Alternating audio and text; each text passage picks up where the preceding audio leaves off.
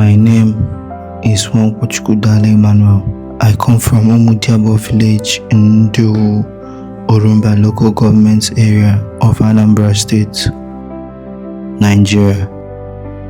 I was born into a royal family, a family entrusted with leadership and tradition. Some may call me a prince, but my story is not one of privilege. It is a story of struggle, mistakes, resilience, and hope. Growing up, my father was a hardworking man. He was a biology teacher, a businessman, and later a videographer. He spent most of his time trying to provide for the family. Because of this, we never truly had the father and son bond I longed for. As a child, I was often asked why wasn't I as smart as my mates, but no one really showed me how to become better or helped me discover what I truly loved. Most of my life became a journey of figuring things out on my own. After primary school, my father enrolled me into computer training for the first time. I found something that excited me. I didn't know where it would lead me, but I loved computers. Soon after, I entered boarding school. From junior secondary school to senior secondary school, I spent most of my time away from home without proper guidance. I began making poor choices and fell into the company of the wrong friends.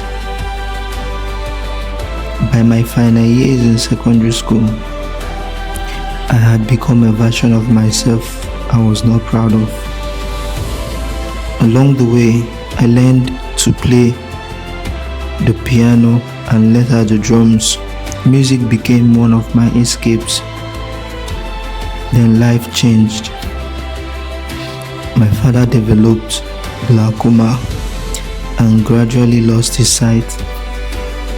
The little opportunity I had to build a stronger relationship with him seemed to disappear.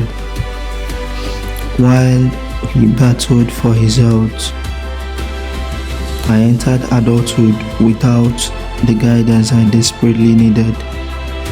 I learned many trades: generator repair, electrical wiring, construction work, and site supervision.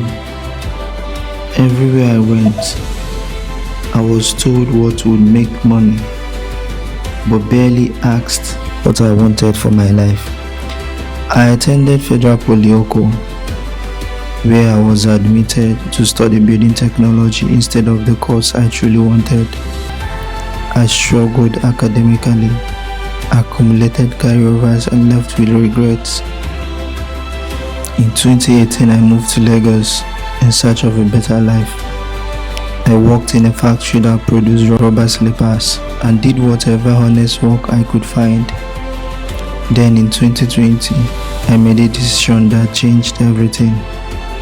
I chose photography. For the first time, I wasn't following someone else's dream. I was following mine. I returned home and began learning photography and photo editing. I developed my skills, built my confidence, and started making money. But I also made a mistake. I focused on the creative side and neglected the business side. In 2023, after finally saving enough money to improve my life, I was robbed. Everything I had worked for was gone. Once again, I started from zero. In 2024, things improved, business grew, and I began rebuilding.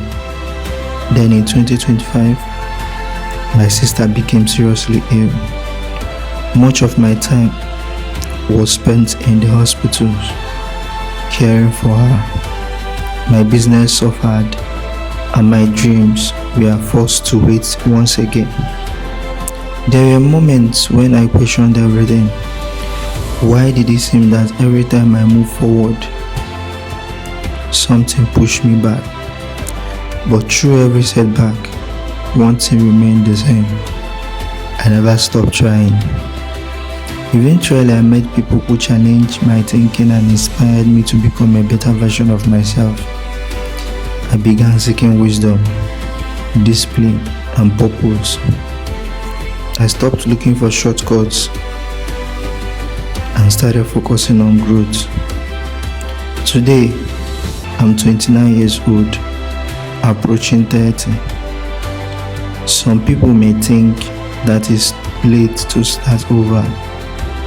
I disagree, because as long as there is breath in a man's body, there is still time to build the life he dreams of.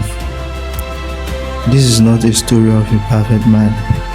It is the story of a man who failed, lost, struggled, and started over more times than he can count. But it is also the story of a man who refused to quit. And no matter how this story ends, let it be known that I tried. I truly tried. And perhaps, just perhaps, my best chapter is still ahead of me. This is the story of the boy kept starting over.